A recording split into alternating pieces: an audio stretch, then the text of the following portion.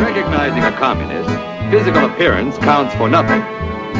If he openly declares himself to be a communist, we take his word for it. The other thing you have to remember is now that he has coronavirus, he's tested positive, he needs to not quarantine, but isolate for 10 days.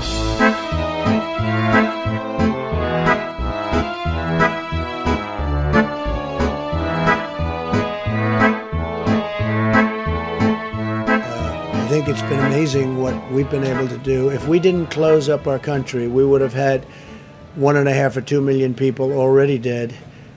We've called it right. Now we don't have to close it. We understand the disease. Nobody understood it because nobody's ever seen anything like this.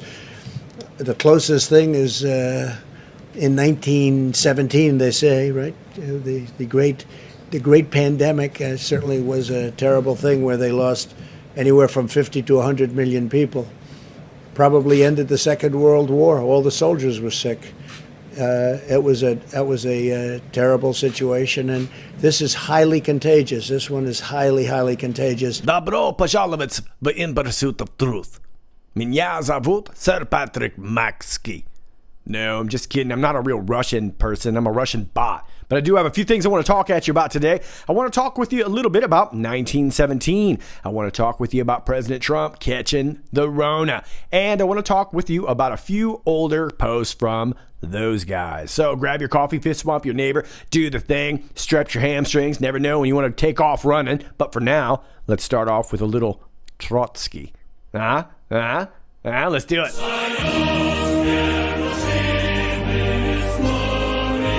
So as many of you know, President Trump coming down with the Rona, otherwise known as coronavirus. Maybe if you've got young ones in the house, they're calling it the Cov. I don't know. Either way, I don't have it. Looks like President Trump does. No offense. But he sent us a message to let us know that everything is okay from quote-unquote Walter Reed Hospital. Check it out. I want to begin by thanking all of the incredible medical professionals, the doctors, the nurses, everybody at Walter Reed Medical Center. I think it's the finest in the world for the incredible job they've been doing. I came here, wasn't feeling so well. I feel much better now. We're working hard to get me all the way back. I have to be back because we still have to make America great again. We've done an awfully good job of that, but we still have steps to go and we have to finish that job. And I'll be back. I think I'll be back soon. And I look forward to finishing up the campaign the way it was started and the way we've been doing and the kind of numbers that we've been doing. We've been so proud of it. But this was something that happened, and it's happened to millions of people all over the world, and I'm fighting for them, not just in the U.S. I'm fighting for them all over the world. We're going to beat this coronavirus, or whatever you want to call it, and we're going to beat it soundly. So many things have happened. If you look at the therapeutics, which I'm taking right now, some of them, and others are coming out soon that are looking like, frankly, they're miracles. If you want to know the truth, they're miracles. People criticize me when I say that, but we have things happening that look like they're miracles coming down from God. So I just want to tell you that I'm starting to feel good. You don't know over the next period of a few days. I guess that's the real test. So we'll be seeing what happens over those next couple of days.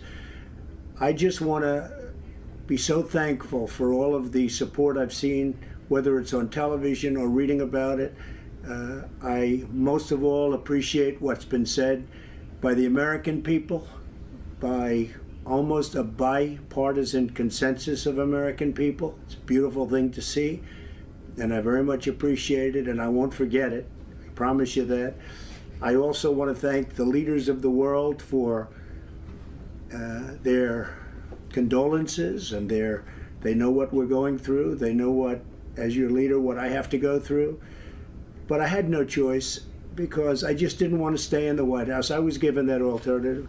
stay in the White House, lock yourself in, don't ever leave, don't even go to the Oval Office. Just stay upstairs and enjoy it.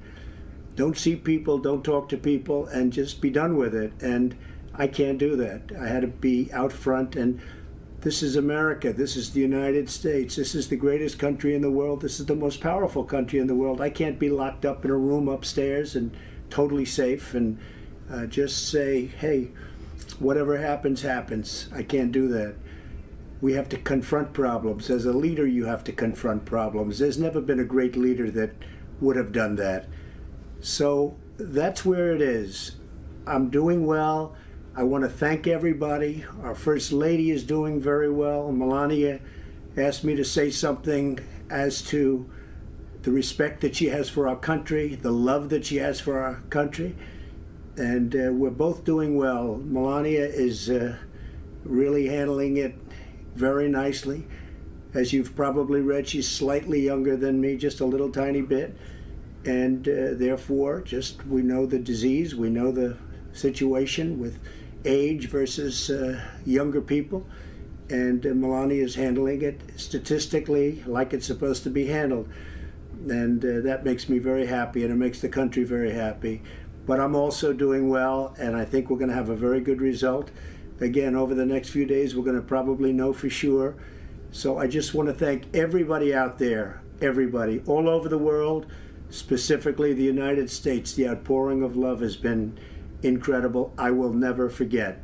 Thank you very much. Okay, a few things to unpack here. First of all, I want to talk about how this message was delivered in the first place. If you're not aware, the Trump campaign spent as much as 7 figures, according to a senior Trump campaign official. We don't know the exact amount, but as much as 7 figures on the most valuable piece of real estate on the internet, and that is the YouTube masthead. They took over the homepage for 24 hours. That would have been your entire Sunday, meaning that when you go to the YouTube homepage, it would be the Trump layout, it was Trump's videos, it was all that stuff. Very expensive, very powerful, very influential, and I think this is a boss move, and this is why. Number one, it allows the Trump campaign to keep going. Even though this coronavirus is supposed to be sidelining, he's actually able to get some work done and get his message out to you. Number two, the MSM can't mess with it. They can't dilute it. They can't edit it. They can't add their little commentary. They can't bring along their little experts and decide what this actually means. You get it straight from the source.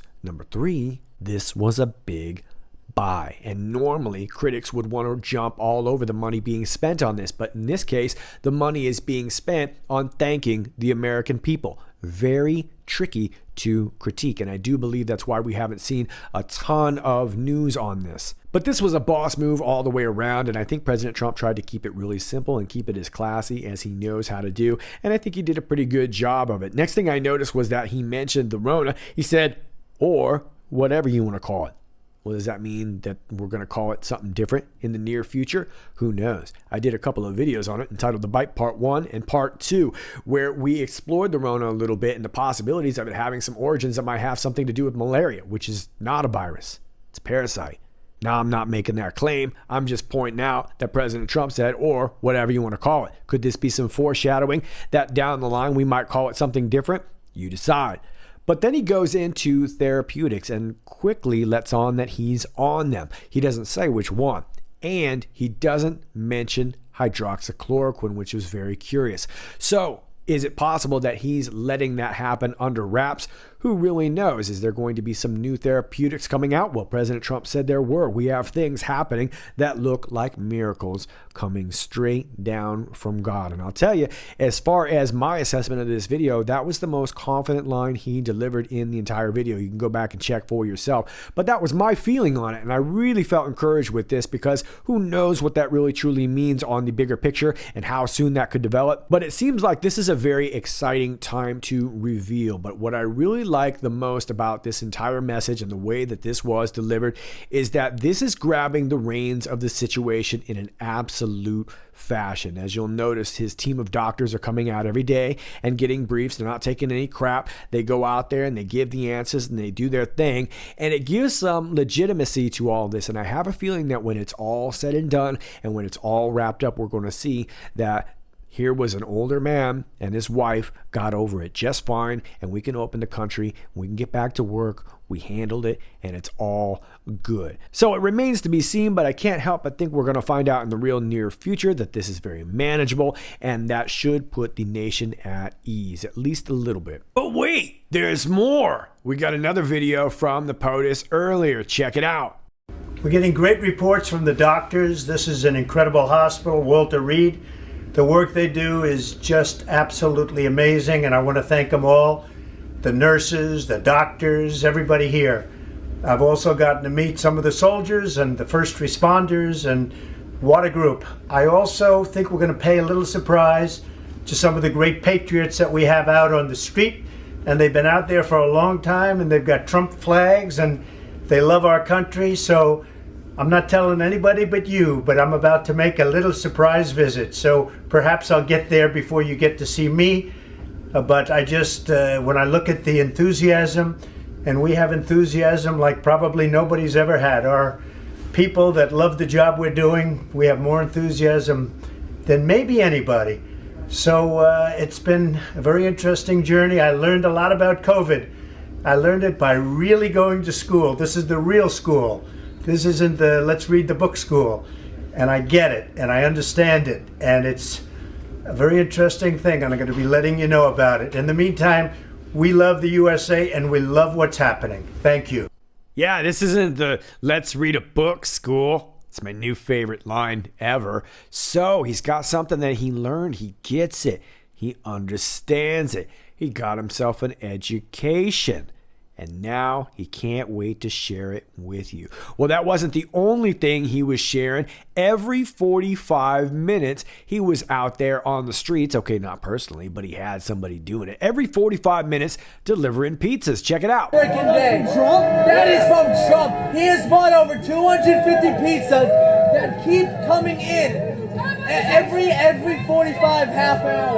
Yeah, 45. 45 minutes. Every 45 minutes to a half hour, Donald Trump is dropping off hot pizza. And you know it's from Trump because this shit isn't gluten-free, all right? There's meat on there. Trump's an alpha. That's why there's so much of it. And no, CNN, we're not getting paid. Yet another boss move from the 45 campaign, sending out pizzas on the 45. Now, I don't have official word. It looks like Breitbart was the first major outlet to post that video. But I would assume that whoever is springing for all those pizzas is kicking down with some coins to have them delivered every 45 minutes. But either way, what you see out there is hope, optimism, support for the POTUS. I'm sure you've got counter supporters. They're not counter protesters. They're counter supporters. I'm sure they're out there. They're welcome to have some pizza, I guess, if they want. But either way, the mood is light out there. And of course, the media is seething with rage. And it didn't get much better when POTUS decided to take a little joyride in his super spreader mobile. But that's exactly what he did. He got in the United States Secret Service super spreader wagon and waved. He couldn't shake hands. I don't think he fist bumped anybody. Don't know if he had any pizza. But hey, maybe through this whole process, we'll make pizza great again, right? Hey, kitty diddlers, choose something else. We're on to your little thing. All right, we're taking back the delicious pizza, okay? We're tired of loving it on the down low and being too afraid to mention it because it's delicious, all right? We're taking pizza back, and you guys can have, I don't know, something nasty like sea cucumber. You can have sea cucumber. That's how we'll know the creepy people in the future. You go out and enjoy your pizza with your family, and maybe you see like a sea cucumber on the wall, right? And you'd be like, whoa, something's not right there. Speaking of not right, I want to refer you back to the clip at the very beginning of the video in which you saw President Trump talking about coronavirus, and he's referring to the great pandemic of 1917. Well, I don't really remember great pandemic of 1917. I remember the great pandemic of 1918, known as the Spanish flu, the deadly influenza. Tons of people died. Some people said 17 million. Some people said as much as 100 million. It looks like his numbers were right, except for one glaring detail. He keeps referring to it as an event that occurred in 1917. And it doesn't seem to matter how many times he does this and how many times he gets corrected. He comes right back out and says it very much the same way. And he kind of gathers himself a little bit and he says it very clearly. He's very aware of his quote unquote mistake. He keeps pointing out that this event happened in 1917. Well, everything else he's referring to does kind of harken back to the Spanish flu. So is it possible that he's just so stubborn, or he knows something that we don't know about the Spanish flu, that it occurred a little bit earlier than we thought? Or is there another reason to this reference of 1917?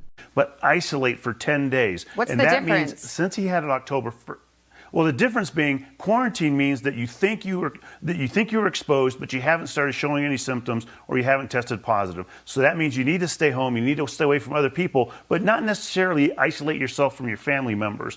If you test positive, then you need to isolate yourself, and that means you need to stay away from everybody. And that means a very strict regime for 10 days. Which, if he had it October 1st, that means on October 11th, that's his last day of isolation. He's clear October 12th, unless he starts developing symptoms. If he starts developing symptoms, that clock restarts, and so that 10 days starts the day he develops symptoms. So the earliest he can get out of isolation per CDC protocol would be the 12th. Okay, so you hear this very specific reference to a 10-day period, and it seems to be very rigid. And by the way, it's regimen, not regime. It's regimen. Anyway, it refers to this 10 days. We've heard this reference in Those Guys Post 88. And just about every week since November 5th, 2017, when this was posted, it has been referenced. Hey, is this the 10 days? Is this the 10 days? Well, none of us really know, but we've been talking about this for quite some time. This 10 days darkness. Scare tactics, MSM. Democrats falling. Republicans walk away, removed. Saudi Arabia, US, Asia, EU. Disinformation is real. Distractions are necessary. Focus was US today, while real happening in Saudi Arabia under same context. Military control, martial law, missile strike, rogue, etc. Necessary. POTUS Twitter attack, see above. Important. Why is this relevant? What was the last tweet by POTUS prior to SA? Why is this relevant? We're not going to discuss too much of that here. This is the part I really do want to discuss. Saudi Arabia 1, US 2, Asia 3, EU 4. Where is POTUS? Well, at the time, POTUS was making a little tour around Southeast Asia. He actually started off at Pearl Harbor, and then it was Vietnam, South Korea, Philippines, and I think I'm missing a couple stops there, but Southeast Asia. Well, why is this relevant? Those guys say military operations, but this is the key that I want to talk about. Operators in U.S. So this says very clearly to me that these aren't just thugs, these are operators, these are trained. So whether or not they are cartel members who are highly trained, or some sort of paramilitary or foreign military or who knows what, they're in the U.S. and POTUS was not. And then we reference what I think are three different, whether you want to call them projects or operations: Snow White, The Great Awakening, Godfather 3. Snow White, I believe, would be the reference to the CIA satellite system named after the Seven Dwarfs. The Great Awakening, of course, is the process that we're experiencing right here. And we've discussed Godfather 3, discussing the whole issue with the Vatican raid and what that has to do with the actual movie. Godfather 3 kind of guides you through that plot. And if you want to know more about that, you can watch my videos entitled Cardinal Sins 1, 2, 3. And yes, I think there may be a 4 on the way. I don't know when. But as you saw, this guy kept referencing this specific 10-day period. So I don't know. Is that what goes on right now? That's the protocol. If you catch the Rona, you have to go on the 10-day program. It's like the 10-step program, right? But you only step once a day, I guess. Choose wisely. But the mention of the 10-day period got me to thinking about the post, but then it got me to thinking about this film, October. 10 Days That Shook the World. 1928 Soviet silent historical film by Sergei Eisenstein and Grigory Alexandrov. It is a celebratory dramatization of the 1917 October Revolution, commissioned for the 10th anniversary of the event. And this is a pretty good film if you want to go watch it on YouTube. It's available. I appreciate the music. It's incredibly dramatic. Of course, it's a silent film, so it's rather crude, but thinking about the technology that they had back at the time and what they did with worth it. It is pretty powerful. Like I said, I think it's worth it for the score alone. Really intense stuff. But is that what we're referencing here, the 1917 October Revolution? Well, I don't know if this guy on TV was talking about that. He was just talking about a 10-day period. But he seemed to be pretty dead set on this 10-day period. And over here, we got President Trump keeps referring to this whole event as this pandemic that we saw back in 1917. Well, I don't know if you could describe this as a pandemic, but it definitely had a high death toll. I'd also like to suggest this video to you right here, The Russian Revolution 1917. It's over there on Epic History TV. Great narration, great coloring, great music, really nice stuff, and the video is under 14 minutes. You can brush up on the Russian Revolution if you'd like. But I can't help but think that there are a lot of correlations to the October Revolution, the Bolshevik Revolution, or October Uprising, if you will, and what we're seeing today. Right now, of course, we have the United States not only distracted with coronavirus, but everything that's going on with China. And at the same time, we have this radical left insidious movement that many people refuse to even acknowledge exists. Back then, you had Russia dealing with not only their own revolution that was happening, where Tsar Nicholas ends up stepping down, going off into exile, later being executed, but they were also still trying to honor their commitments in World War I. At this time, you have the rise of the Bolsheviks, who were also radical left-wing socialists, who teamed up with Petrograd Soviet and ended up occupying government buildings in October or November of 1917. That, of course, is because later on in 1918, Russia adapted a new calendar. They went from the Julian to Gregorian, and that seems to be rather important. So this could have happened on October 25, or it could also happen on November 7. We'll talk more a bit about that later. But it did happen, and they occupied government buildings. Well, that's interesting because there was a movement not too long ago trying to do the same thing on D.C. in September, laying siege to the White House. Sound familiar? Sounds very familiar. Now I want to take you back to some older posts from the November 7th date, or I guess the new calendar date, and these are from 2018. I didn't find any from October 25th of this year. This is 2444, and we were talking about winning the Senate seats. We got what we needed. Thank you, Patriots. Senate means everything. Think judges, Supreme Court, and cabinet. Well, that's important right now, the power to appoint Supreme Court justices. And of course, back then we were talking about Justice Kavanaugh, but now we are talking about the death of Ruth Bader Ginsburg and the appointment of what looks to be Amy Coney Barrett. D-Class overrides all potential House blockades. POTUS has ultimate authority. Shift to Senate judiciary oversight from House to now occur. Stronger position and held in reserve for this scenario. Lower chamber House used as a 2-year starter. Upper chamber Senate will be used next 2-year closer, which is where we are right now. Then they say military planned. No impact regarding ongoing investigations. Team is stronger. And then we have pro in brackets. 2445. Do you believe in coincidences? Which 2 House members ran the investigations regarding DOJ and FBI? That was Goodlatte and Gowdy. Gowdy resignation. What role did he play regarding House investigation? House Oversight and Government Reform Committee Chairman Goodlatte resignation. What role did he play regarding House investigation? So at this time, they were transferring the power from the lesser House to the upper chamber, which is the Senate. House Judiciary Chairman. House to Senate. House to Senate. House to Senate. And that would be Chuck Grassley, who's always talking about harvesting that corn. Senate Judiciary Chairman, House of Cards. Military planning again. So again, we're reminded that this is military planning at its finest. But this is the kicker right here, 2448, we are at war. Well, it seems a little bit more significant now, doesn't it? Think logically. Why was winning the House majority the primary goal for them? To this point, what chamber is currently directing the DOJ FBI investigations? To this point, what chamber do they feel most threatened by?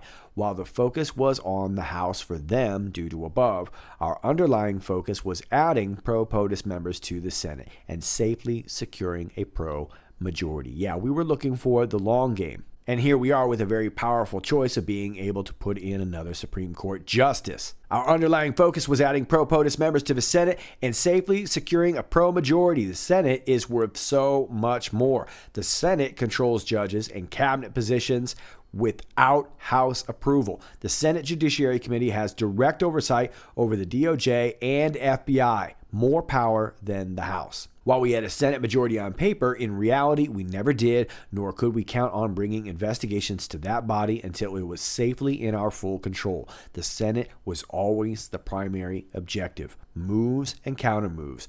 We defied history by picking up the Senate seats. Patriots delivered. Disinfo is necessary. Yeah, if you'll remember, they thought it was a big win for winning the House. And in a lot of ways it was, but it wasn't really the long game win. Enemy at the front door. Okay, so once again, we suggest another insidious event. And very much like the Bolshevik Revolution, a lot of this happened too with the Bolshevik Party. Steadily gaining seats. Our attempt at reassurance regarding last drops regarding House transferring to the Senate, backed by POTUS, tweet directly thereafter stating the same thing, should have put this to bed. How many coincidences before it's mathematically impossible? Do you think the current shill attack is organic? Buckle up, buttercup. That's what Michael Avenatti says. We are going to show you a whole new world. This is from 2450, a whole new world. Those who are blind will soon see the light. A beautiful, brave new world lies ahead. That sounds kind of optimistic and also dystopian. We take this journey together, one step at a time. Where we go one, we go all.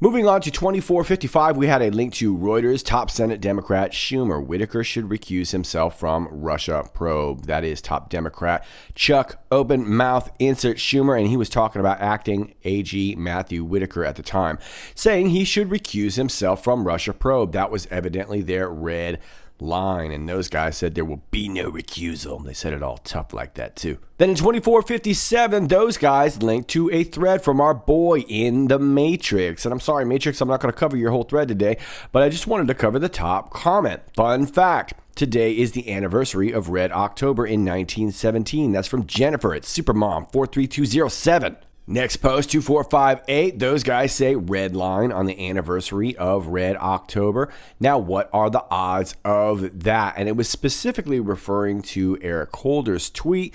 Anyone who attempts to interfere with or obstruct the Mueller inquiry must be held accountable. This is a red line. We are a nation of laws and norms, not subject to the self-interested actions of one man, unless, of course, he wants to take some guns across the Mexican border. And then in 2460, we get a couple of Wikipedia links. One is to martial law, and the other one is to posse comitatus, which is Latin for mountainous region. No, I'm just kidding. It means power to the county. Quote, or in response to chaos associated with protests and mob action. Article 1, Section 9 of the U.S. Constitution states, the privilege of the writ of habeas corpus shall not be suspended unless when in cases of rebellion or invasion, the public safety may require it. Okay, well that's starting to sound a lot more familiar now, isn't it? So those are some of your posts from November 7, 2018. Now let me take you to some more recent ones. Post 4736 from September 17th, 2020, where those guys simply said rig for red. Well, that was the same day that this occupation was supposed to start, the White House siege. We just talked about that. Is that what we're talking about when we're rigging for red? 4737 came a couple days later on the 19th, and we had a YouTube link to a Ronald Reagan speech entitled We Must Fight. Now, keep in mind, that's exactly what President Reagan was talking about. Not backing down, not rolling over, fighting. Those guys say September 21st through 25th, track and follow events, and again, running red. Then we see 4738 on the next day, September 20th. How do you extend lockdown, economic hardship, unemployment, fear, death count, dementia Joe? I'm not going to read that whole first paragraph there, but we were talking about this whole mess as far as mail-in ballots goes. And it looks like some of that mess was purposely done so that we'd have to say, well, look, we got to stop everything. We got to redo this. We got to recount everything. Sky is falling. Down at the bottom of there, that first paragraph, our lives are at stake. The sky is falling in order to legally challenge, delay results, enact riots and chaos in an attempt to overturn coup d'etat. Okay, so we've seen this as far as a couple of years back, and now we're seeing it just as far as a couple of months back. It looks like we're predicting some riots. Now, we've seen rioting already, but I can't help but think it still may ramp up. Crimes against humanity. What role will select military inserts play? The bribe, playbook known. What did we learn from past attempts? Spying, surveillance, campaign inserts, White House inserts, Mueller, impeachment. Why did it take an outsider to finally deliver the start of peace in the Middle East? Why did it take an outsider to finally deliver the start of finally holding China accountable? The disease called corruption running red. Okay, so if you watched my video from last week entitled Aid, we were talking about Haiti. But towards the end, we were talking about former President Barack Obama, who had given a speech a while back on Jimmy Kimmel, and he was talking about this AIDS program known as RED. And it looked like it was calling out as this major slush fund. But it also looked like he was kind of ordering the start of something new. Was this RED in order to fund not only the Democratic Party, but a start of pushing this coronavirus? It seems like more and more we're seeing these links to these RED references to coronavirus. And you see right here, the disease called corruption running red. Now let's go to 4756, which is a few days later on September 24th, where Nanan says Red October upcoming. Those guys say, make your depth 50 feet, zero bubble. Okay, well, that sounds like a submarine reference. So when we see these references to Red, we see references to Red October, the Bolshevik Revolution, but as well as the reference to the movie Hunt for Red October, as well as the AIDS Foundation Red, which seems to be a slush fund of some sort, and also seems to have been a call out to have released something. Remember, Obama had mentioned a pandemic. We weren't going through a pandemic then, but we most certainly are now. So we know that the term Red October carries double meanings, and I would even argue more than two, and I'm going to show you what I mean in just a moment. But for now, we are over here at thoseguysalerts.pub, and I have every single post that has the term double meanings highlighted here. So there's a ton of them here, but you can see the top left, the top three, they're actually in reverse order here. 23, 48, 49, and 50. We all see this picture of this Russian sub. And this was back in October 5th of 2018. Interesting, Red October.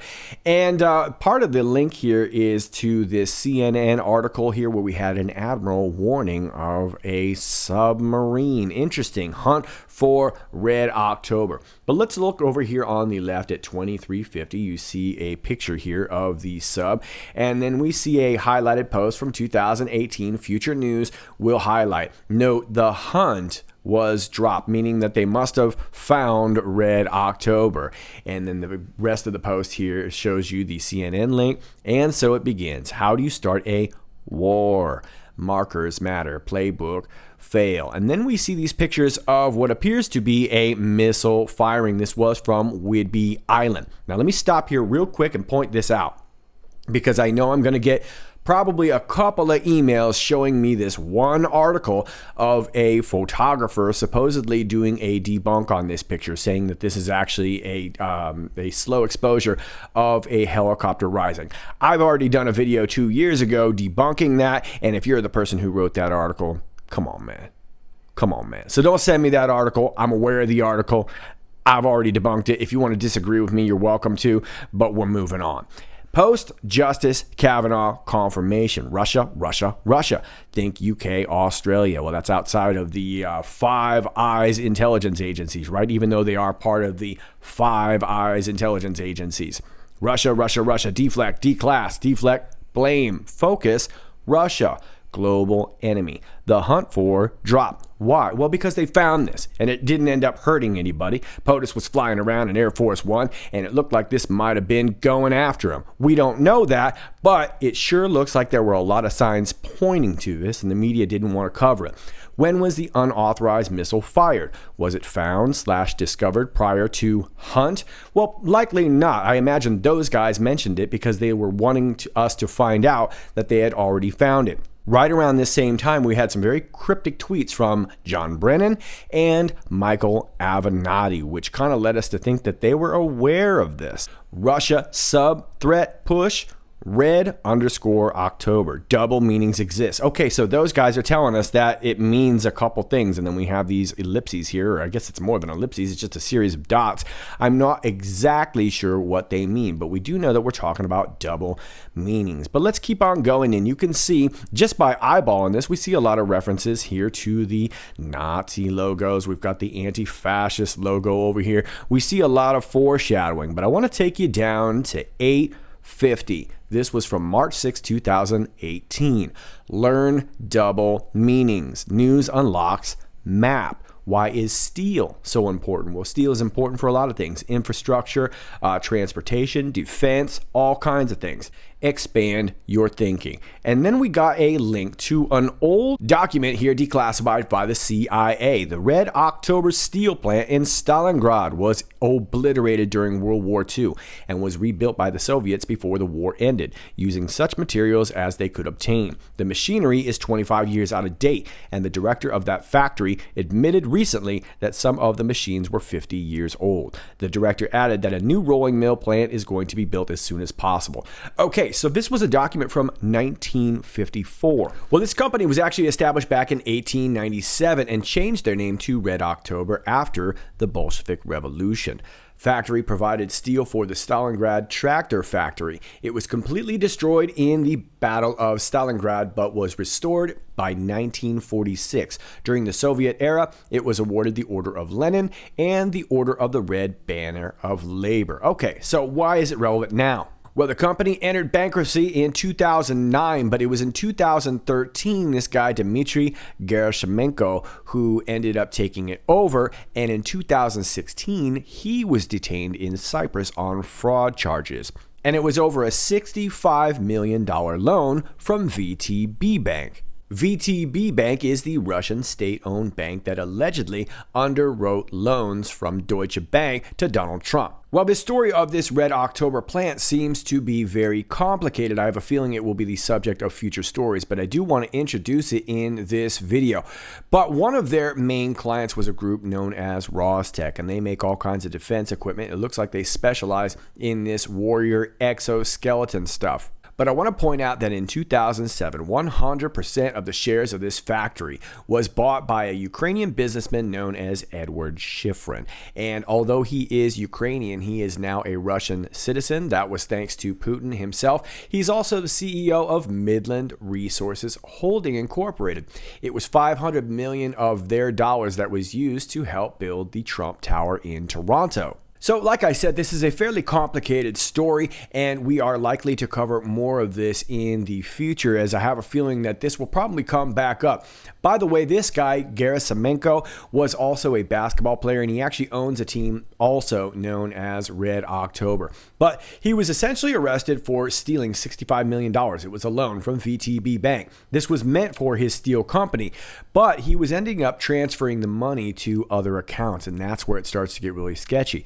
This involves Alpha Bank. It very likely could involve Paul Manafort, Ukrainian imports to use for Russian steel. And of course, this Red October plant was buying up all kinds of steel factories, and that's the big issue that I'm really wanting to talk about in regard to this part of the story. We've been talking about steel for some time. Let me take you back to March 6 of 2018, post 855. 1 of 5, 2 of 5. What if the steel used for military-grade projects was made inferior by our enemies as a method to weaken? What if Hussein, being Barack Hussein Obama, knew and authorized Renegade, which of course was his United States Secret Service name? How many Marines volunteered to serve Hussein during his term? Well, I don't believe it was a whole lot. Why? What if his name we don't say, being McCain, organized the deal? The U.S. taxpayer subsidizes the world. America has been sold to the highest bidder. America has been weakened on purpose. The depths of their treason is unimaginable. Pure evil. Hell on earth. HRC victory. Well, this was right around the time, March 1st, when Trump announced the 25% tariffs on steel imports. He also issued Executive Order number 12473, which is a revision for the manual for courts-martial. And then it was on March 7th that the CEO of Kobe Steel, Japanese company, Hiroya Kawasaki, ended up resigning. Very much for a similar situation to what we saw in the Red October plant. They were failing to show some of their inspection records. Looked like some faulty steel. So keep in mind, this Deutsche Bank was wrapped up with the FinCEN scandal, which is the U.S. Treasury's Financial Crimes Enforcement Network.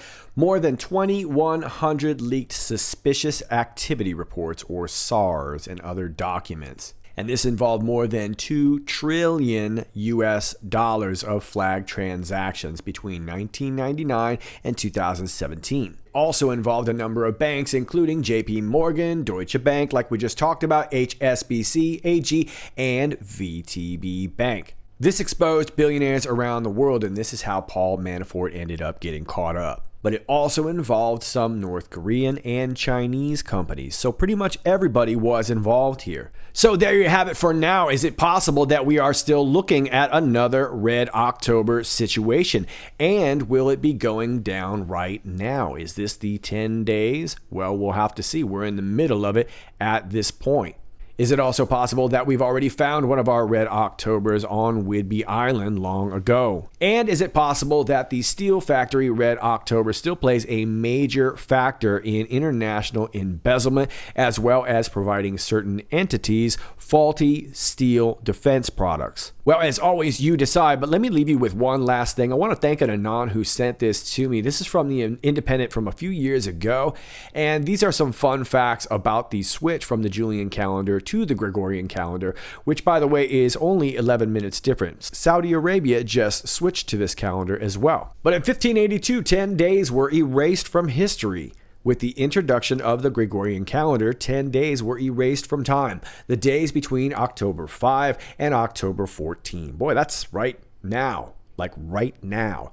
Have never existed. In order to make the transition to the Gregorian calendar, the day after October 4, 1582, was declared October 15th, thereby resetting the drift that had built up since the Julian calendar's introduction. Okay, well, whether or not this has any effect on us right now, it's still very interesting. Thank you for sharing. But like I said, Saudi Arabia just switched over to this calendar. So, does this mean the 10 days of darkness is referring to the time period we're in right now? Well, we're seeing all the Republicans catching the Rona and sequestering themselves. Are they possibly doing this to keep themselves safe?